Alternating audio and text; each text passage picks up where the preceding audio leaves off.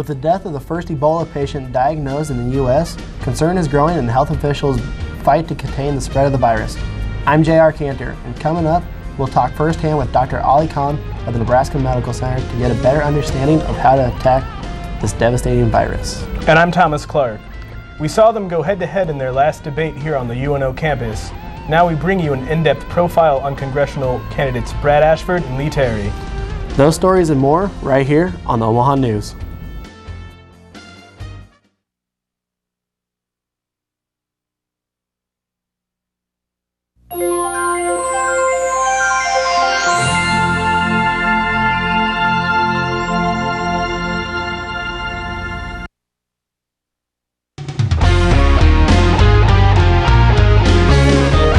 This is the Omaha News, presented by the School of Communication at the University of Nebraska at Omaha, from the studios of UNO Television.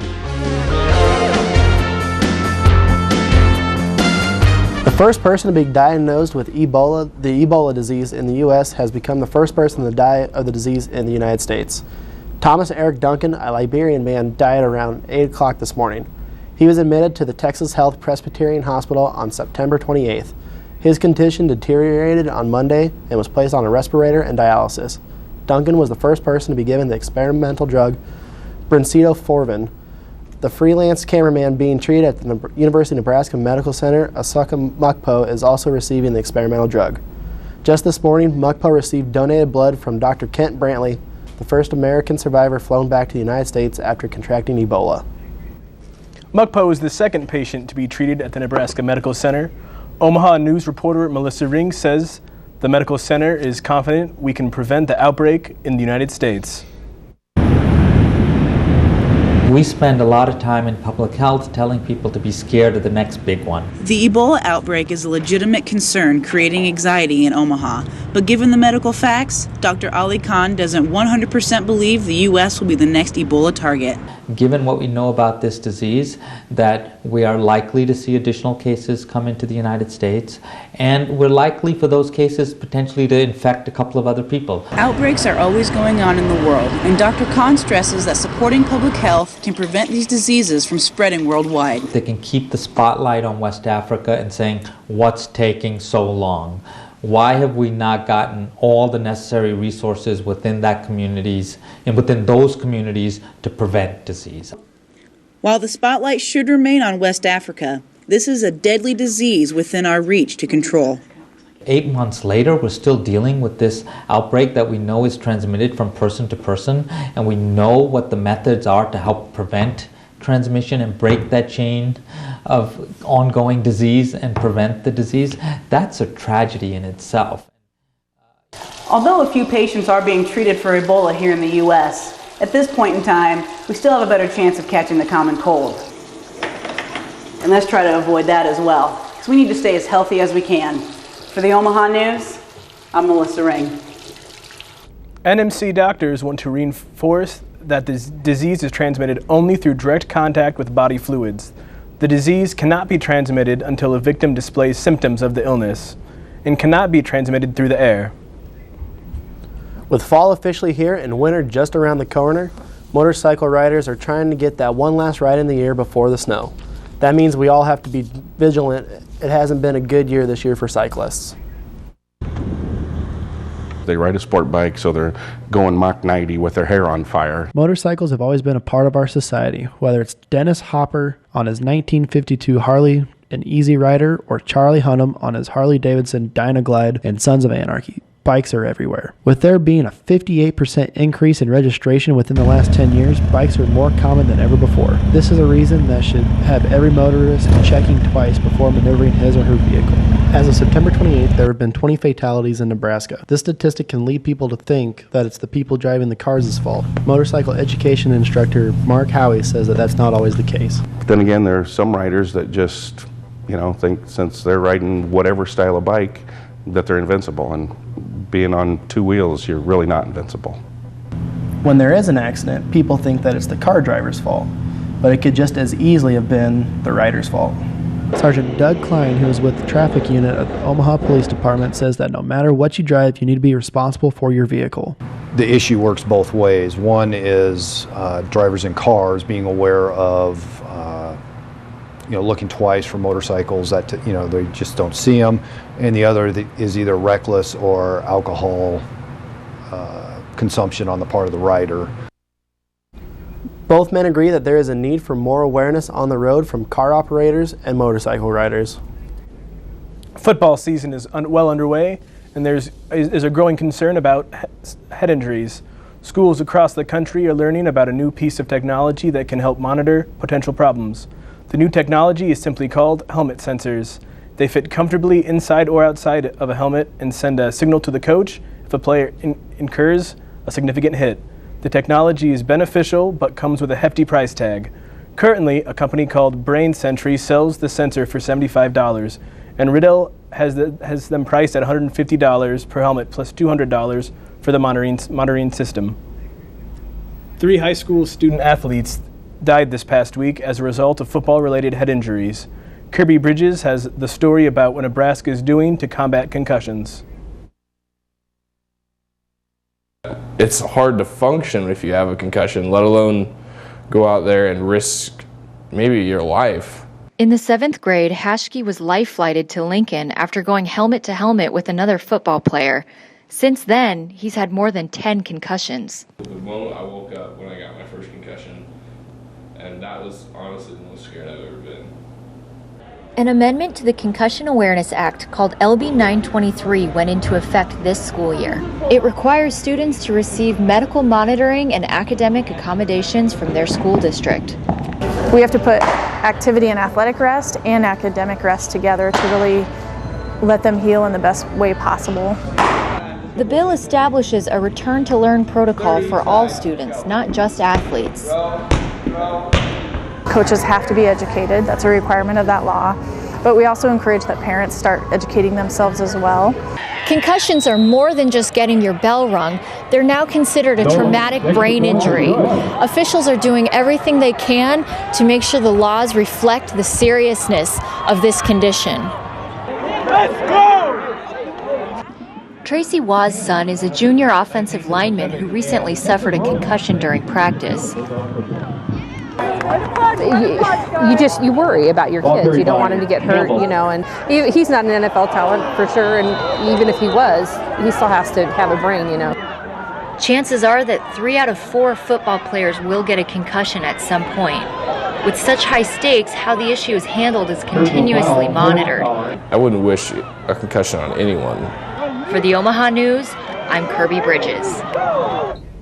Parents and coaches are warned to err on the side of caution if you think your child has a concussion. Being told, when in doubt, sit him out. To find answers to questions about concussions, visit concussionfocus.org. Coming up on the Omaha News, we'll bring you the latest news on the push to vote for a $421 million bond issue that'll be used to increase technology and upgrade facilities throughout the OPS district. Also, the race heats up as Election Day grows near. Coming up, we'll give you an in-depth look at the individual profiles of U.S. Congressman Lee Terry and Senator Brad Ashford. All this and more coming up on the Omaha News. PBS is the place you should go first. There are no advertisers to be satisfied, only an audience to be satisfied. We take our responsibility as journalists very seriously. We are constantly thinking about our viewers and what they care about. We want to let you know what the information is, and then you decide what you want to think. At the News Hour, we are after the facts and only the facts. You've always known you were a leader, someone who works hard to achieve your goals. You can see it. You can see your success in front of you. You pursue a college education for the old-fashioned reasons, to learn, to make yourself more valuable, to succeed. You need a place that celebrates your ambition and positions you alongside visionary people just like you. You, my friend, belong here, the University of Nebraska at Omaha. UNO-TV invites you to take a journey around the world, to lush jungles with endangered species, to exotic lands and different cultures, to lost cities beneath the sands. travel through time to see ancient secrets on the other side of the world, the growth of the American West, or the start of Nebraska's largest city. Or just explore our state. Find out about Nebraska in World War II. Learn how Omaha has grown since. Discover the effort to renovate its green spaces, the history of one of its most impressive buildings, or look at its internationally recognized university. For over 20 years, UNO-TV has produced award-winning documentaries that explore, educate, and enlighten. To find out more, call 402-554-2516 or visit unotv.unomaha.edu. You're watching the Omaha News. Over the next 3 newscasts, we will be previewing the upcoming general election, which will be November 4th. We'll look at the candidates and the issues affecting Nebraska voters. Mike Lucas joins us from the newsroom to start things off with a profile of the 2nd Congressional District, Lee Terry. Thanks, Thomas. This year, Lee Terry is the only incumbent in this year's election of the state of Nebraska, and currently he's leading in the polls, but only by 2%. Hey, my name is Ian, and I'm calling on behalf of Republican Lee Terry. Lee's fighting President Obama and Nancy Pelosi's liberal agenda. Can Lee Terry count on your support in the upcoming election on November 4th? Fighting tooth and nail for every vote he can muster, Republican candidate Lee Terry is persuading voters by using the technique known as being honest with people about what I stand for, and I think getting out and talking to them about how we secure the future of our great country. So what exactly does Terry stand for? Over his past few terms, he has been one of the most bipartisan congressmen in the entire nation pushing forward a tax reform. And his goal for this term? He's putting a large emphasis on the Keystone Pipeline. First of all, I'm going to probably refile my energy bills in the Keystone Pipeline. I think there's 2,000 jobs right here out of Omaha that workers will go work on that pipeline. They're going to use every laborer they can find, but you know, it's truck drivers, it's machine operators, it's welders. There's so many tradespeople that are involved in this, just dozens, and they need hundreds and thousands of them. Terry went on to explain that he is a regular person. He uses the internet, he uses social media, just like everyone else. My communication director doesn't like me going rogue, but I probably am the one that authors a good third of the tweets, that I just sit there in committee and tweet what's going on. All jokes aside, Terry knows that it has been and will continue to be a tough race. It will be a close race. It always is. It's just the nature of this district. It's a classic swing district. And what it means is you just got to work your rear off. Well, thank you for your time. And if you want any more information, you can visit leeterry.com. The Nebraska Right to Life has also endorsed Terry. For more information on him, you can go to leeterry.com. Back to you, Thomas. Thanks, Mike. Lee Terry's Democratic opponent is State Senator Brad Ashford. Ashford says he's the one for the job and is willing to take a back seat to solutions. He worked as an attorney for the General Counsel's office in Washington, D.C., but returned to Omaha and joined the law firm Bradford & Conan. Brad Ashford was first elected in 1986 to the nonpartisan Nebraska unicameral and served for a total of 16 years. Everything we do is about kids and about the future, and what we're trying to talk about is that government is, if government doesn't work well and Congress is broken, then the things that kids need as they get into their careers and just won't be there for them. And he wants to fix Congress's image. It's very important that we fix Congress so that, first of all, so young people have faith in government, because right now they don't, so that has to change. For the last 8 years, Ashford has worked as chairman for the Legislative Judicial Committee. While he was there, he made reforms to truancy laws and juvenile justice. Juvenile justice is a big deal. I think we hopefully will change the lives of many people and many young people and families, and I think that's number one. Ashford has hopes that he will have a chance to do things the way they were done 25 years ago. Government has to work together to make things happen, and otherwise, how can we expect kids to pick up the slack? With the election on November 4th, this is expected to be a close race. And we will continue to battle on. For more information about Brad Ashford, visit his website, bradashfordforcongress.com. Election Day is November 4th. If the Omaha City Council has anything to do with it, minimum wage could raise to $8 an hour as January 25th. In a 5-2 vote Tuesday, the Omaha City Council was in favor of a proposal to raise Nebraska's minimum wage. The public hearing will be held to further discuss the topic over the next 3 weeks, but voters will make the final call in November. Parents and volunteers for Omaha Public Schools are hard at work this election season trying to gain support for a bond measure on November's ballot. In order to pass the measure, these parents and volunteers are rallying citizens and getting the word out about the benefits of improving Omaha schools. The Bond and Beyond, United for OPS, is holding community forums all the way up until the election with school board members present to answer questions about the proposal. The proposed bond for $421 million will be used to renovate current buildings, construct new ones, and invest in current technologies for classrooms. Student safety is also a priority, and part of the construction will be for creating shelter buildings as necessary in the event of emergencies. To empower these students in OPS, we need to invest in the buildings so that the way all of them are on par with each other as far as safety, technology, fire safety. But Nebraska Taxpayers for Freedom says the cost outweighs the benefits for those without kids in OPS. Bond supporters say improving schools can benefit everyone, though. The biggest thing is it's an investment in our community. There's no reason why a community this rich with culture, with population, employment, should have schools that are under par. If Omaha is to continue growing, the money will have to come from somewhere to support new buildings. We have the need for growth, and we know that we currently have 2,200 high school students in West Omaha, a significant number of high school students in South Omaha, and 1,800 elementary students in South Omaha that we don't have permanent space for in buildings. Reporting for the Omaha News, I'm Adam Preister. If you'd like to get involved on either side of the debate, visit Bond and Beyond for OPS Facebook page or check out anytaxpayers.org for more information. Coming up after the break, professional football is back in Omaha. Stay tuned and learn more about the players and their vision for this developmental team.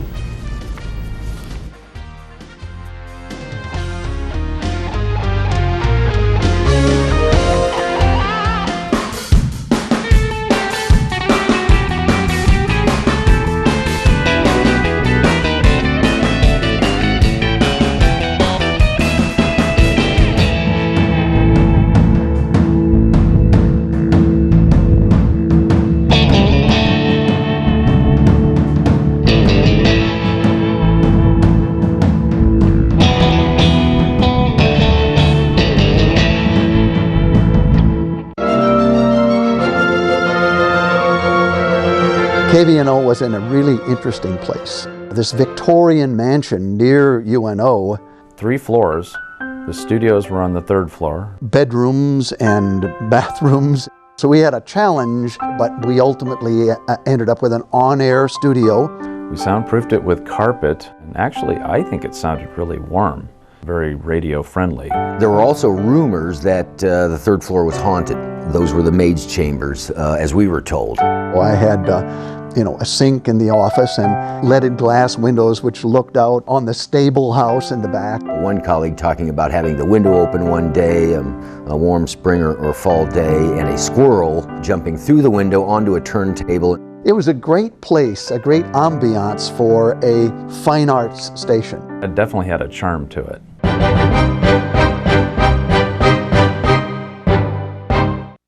But about how you're feeling right now.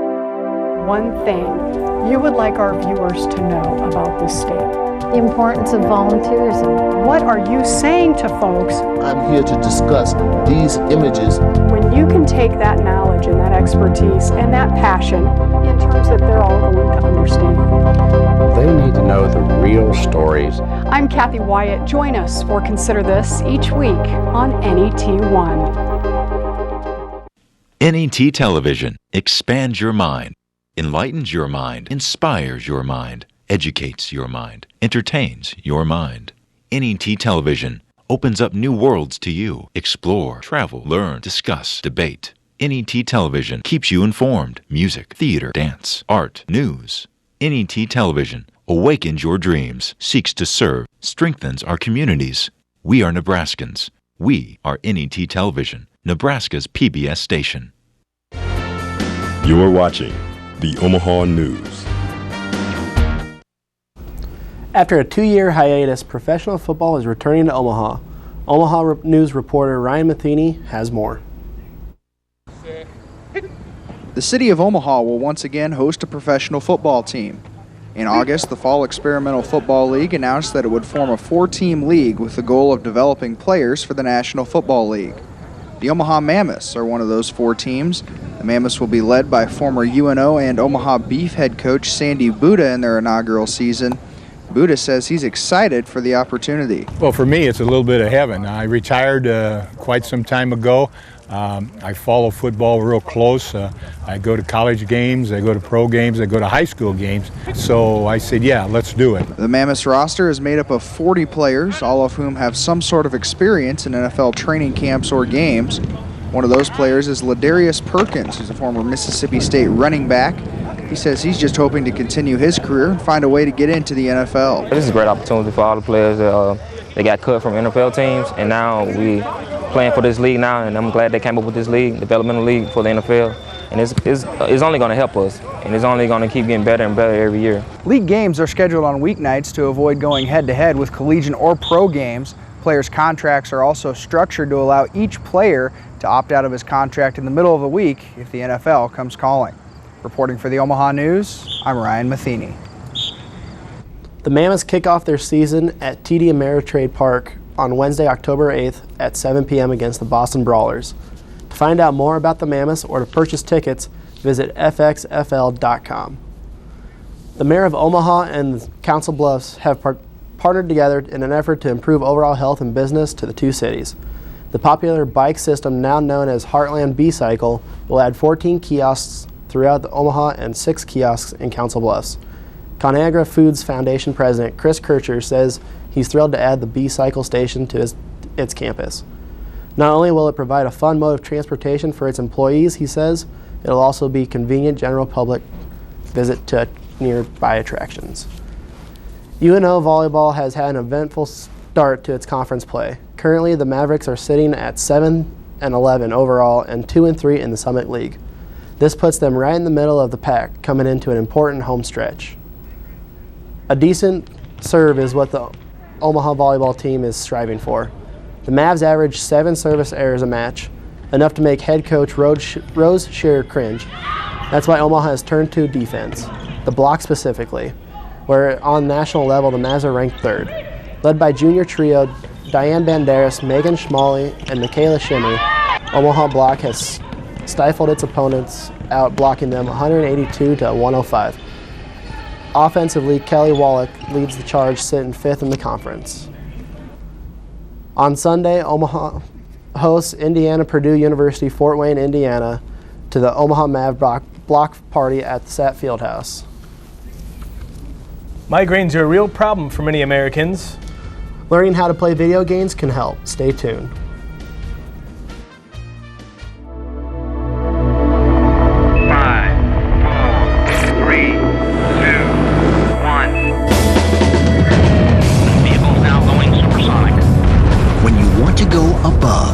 Something new or reach beyond. Oh my gosh, it's fantastic. When you want to peer inside, there's something wrong here. This isn't normal. It would seem almost impossible or push the limit. Large tornado! It's humongous! We need to get out now! When you want to dive deep. These divers are like astronauts. Our human nature is to push into places that we don't know about. Or go to the edge. There are other worlds out there. We don't know exactly what we're going to find. When you want to find new frontiers. I was truly astonished. You just don't ever know. Nova. Wednesdays on NET1. The University of Nebraska at Omaha is a place for tomorrow's leaders. a place where individuals converge on a path to success, getting the attention and direction they need as they begin their career. It's where students take pride in serving Omaha, a city we've invested in for more than 100 years. UNO is a place where greatness begins. The University of Nebraska at Omaha. Many people think that the only way to treat medical disorders like ADD, depression, anxiety, and insomnia is through prescription drugs. There's an alternative therapy to these disorders, and chances are you've never heard of it. Reporter Elizabeth Ryan explores neurotherapy. Jenny Cody, mother of two, wanted her life back. I was in a cocoon under 6 blankets in my bed in the dark. Her migraines kept her away from her kids. My kids didn't get to see me unless they came in the room, and then they had to be quiet. When her prescription drugs weren't working, she turned to neurotherapy, an alternative medicine that was discovered 30 years ago. That it takes the electricity of the brain and starts to train the brain to do normal EEG work. In a typical neurotherapy session, they take these sensors and attach them to your head. Now with these sensors, they can actually see which brain waves are working incorrectly. We look at troubled sites. At those troubled sites, we know that waves will be either going too slow or too fast, and then we train those waves at those sites to get better by having kids and adults play games. By playing games, the patients are retraining their brains to focus. Mr. Carlson recommends 40 sessions and says after completion, the patient should be healed from their mental disorder. Each session costs $150 and insurance coverage is not yet available, but Jenny Cody thinks it's worth the money. I'm glad we decided to do it because it gave me life. For the Omaha News, I'm Elizabeth Ryan. There are currently 3 clinics in Omaha that offer neurotherapy. All 3 are working together with insurance companies to get the coverage for this therapy so that it can be available to more people. Well, that does it for this edition of the Omaha News. Thank you for joining us. We'll be back next week with all new stories from our reporters. From all of us here at the Omaha News, good night.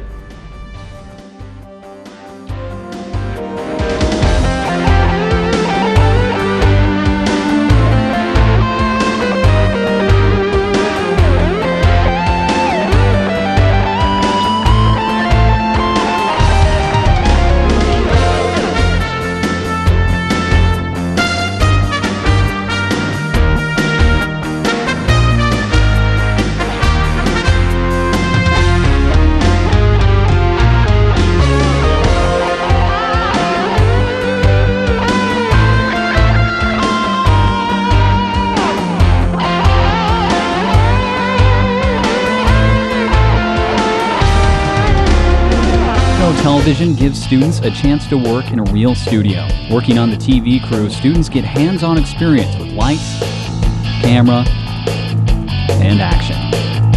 Working on a variety of shows gives students a leg up looking for jobs.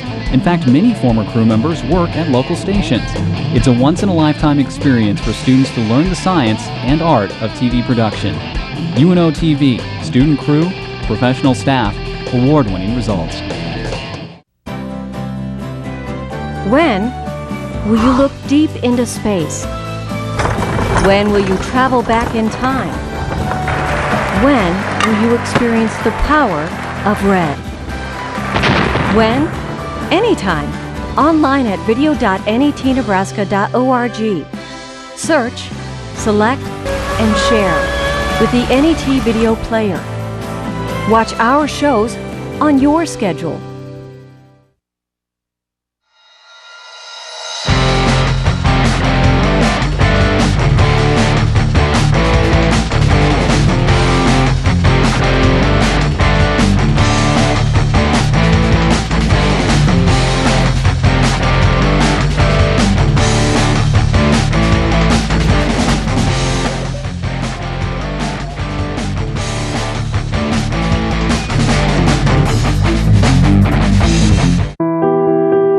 What if there were a neighborhood where every child felt they belonged?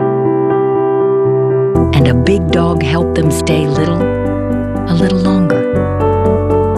A monkey helped them find the wonder in every little thing. And a flightless bird showed them how to soar. Support the people and programs that never stop asking, what if?